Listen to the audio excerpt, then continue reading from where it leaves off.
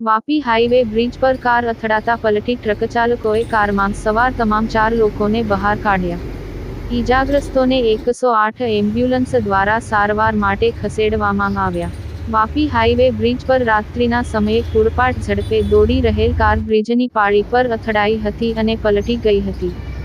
જો કે, ટ્રક ચાલકોની સતર્કતાને લઈ તેઓની મદદે દોડી આવ્યા હતા અને કારમાં સવાર તમામ 4 ઈસમોને બહાર કાઢ્યા હતા અને ઈજાગ્રસ્તોને 108 એમ્બ્યુલન્સ દ્વારા સારવાર માટે ખસેડવામાં આવ્યા હતા.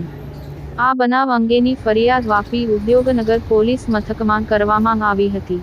વાપી ઉદ્યોગનગર પોલીસ સૂત્રો પાસેથી મળતી વિગત અનુસાર, મૂળ રાજસ્થાન અને હાલ વલસાડ મોગરાવાડીમાં આવેલ ચાલીમાં હિંમતરામ લુંબાજી માલી, 3.8 પરિવાર સાથે રહે છે અને તેઓ કેટરિંગનું કામકાજ કરે છે અને કેટરર્સના સ્ટાફ માટે કાર ખરીદી તેનો ઉપયોગ કરે છે.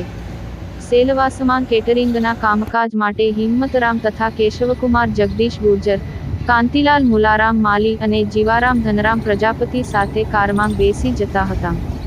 કાર કેશવકુમાર ચલાવી રહ્યા હતા. રાત્રિના આશરે 2 વાગ્યાની આસપાસ કાર લઈ તેઓ વાપી જીઆઈડીસીને નંગ 4.8 સુરતથી મુંબઈ તરફ જતા યુપીએલ ઓવરબ્રિજ પર પહોંચી હતી. તે સમયે કાર બ્રિજની સાઈડની પાળીના ભાગે અથડાઈ હતી અને કાર પલટી મારી ગઈ હતી. અકસ્માત બનતા ટ્રક ચાલકોની સતર્કતાને લઈ તેઓ મદદે દોડી આવ્યા હતા અને કારમાં સવાર તમામ 4 ઈસમોને બહાર કાઢ્યા હતા અને ઈજાગ્રસ્તોને 108 એમ્બ્યુલન્સ દ્વારા સારવાર માટે ખસેડવામાં આવ્યા હતા.